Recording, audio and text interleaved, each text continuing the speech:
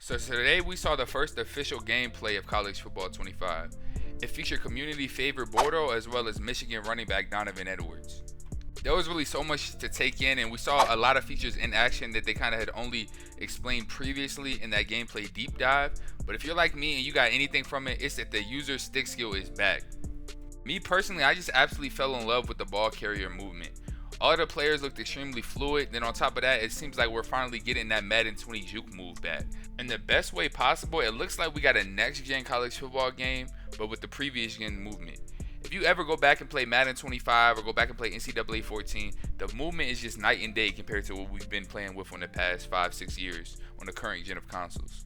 Players were moving so fast. I think this game is going to make speed that much more important than it has been in previous years. I also think this opens up the window for the teams that are viable for online play a lot more, because if you listen closely in one of the clips, they said that only 100 players get abilities. And if you think about it, there's only 100 teams, and many of the top teams are going to have multiple players in that top 100. So it's very possible when you go ahead and play online, a lot of online games are basically going to be played without abilities. Ultimately, I think this kind of brings us back in time and makes it so that user stick skill as well as speed are going to be the top determinant on who wins these games. Now, obviously, I only have 500 subscribers. I wasn't one of the lucky few who was able to go ahead and play College Football 25 early. But what I did do is I did play the Madden 25 beta. And I'll say the movement felt extremely sluggish compared to what we saw today. And that it did initially worry me when I was first playing that Madden 25 beta, because there's just so many things that they kind of have ported over and copy and pasted between the two. We have the switch stick feature, we have the coverage shells, the custom stems, as well as the revamped out routes.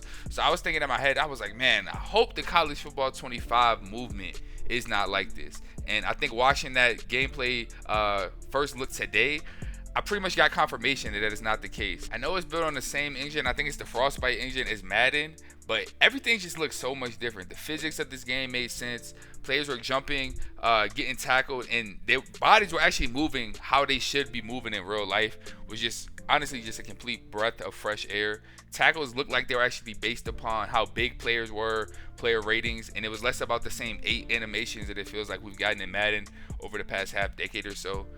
Like I said earlier, it's not a Madden reskin, and if you thought that was the case, I truly feel bad for you, but I hope the hating is over. I hope you can just enjoy the game, be optimistic like the rest of us. They said that this game had been in development for over 3 years, and I think today definitely proved that.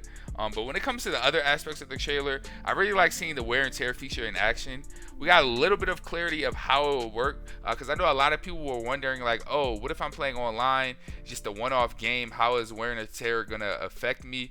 So we got a little bit insight into that. It's kind of just gonna be quarter to quarter, play by play, and we also kind of got word on how those different attributes are gonna be tied to the wear and tear system. Like, hey, I'm a right-handed quarterback. I get hit in my right arm. Now my throw power is going to be decreased by 3 attribute points. So I thought that was pretty cool. And then we also heard that it's going to kind of accumulate week to week or month to month throughout the season when we're playing our Road to Glory as well as our Dynasty modes. So that was cool to see.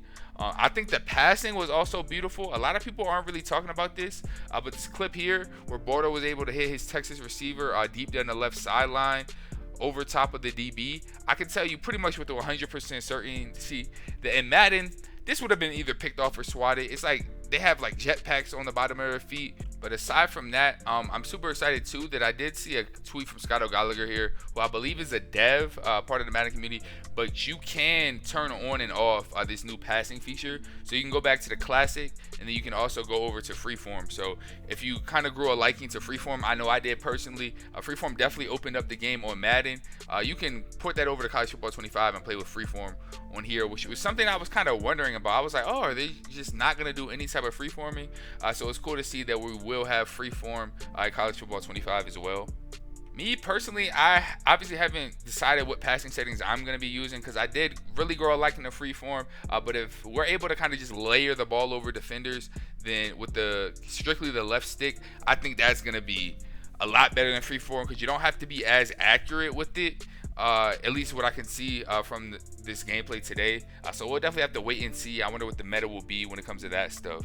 But a couple of smaller things that I thought were super cool to see as well was the running back to the line of scrimmage, being able to do kind of that turbo hurry up offense. And actually have an effect on gameplay. So if you're doing the turbo hurry up, the defense is kind of a little bit slower off the ball. So I thought that was cool and extremely realistic as well. And something I think is underrated is pump faking, being able to manipulate defenders.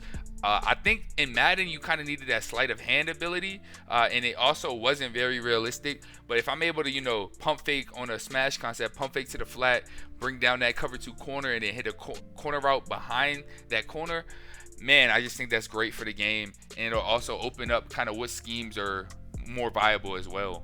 And then some quick hitters. I thought that the presentation looked cool. I'm much more of a gameplay guy myself, as you can tell by the commentary so far. So I'll probably only watch it one time. It'll be my initial kind of playthrough Dynasty. And after that, I'll just be holding getting to the next gameplay. And then the celebrations, I thought that was super cool to see. I saw we got the Heisman pose in there. We got Shador's walk celebration in there. So that was a lot of fun. And it's kind of a lot more like FIFA now, where you can actually choose what celebration you want to use beforehand. It's not like Madden, where it's just a random wheel spin based on the 4 different options we have. That's ultimately going to do it for my thoughts. So if you watched this far in the video, big thank you to you. Make sure you subscribe to the channel. I'm going to have a lot of like scheme related, XNO related content coming out after the release of the game. Also going to do a rebuild. So yeah, like I said earlier, if you watch this far in the video, big thank you to you. Like, comment, subscribe, and I will catch you guys in the next one.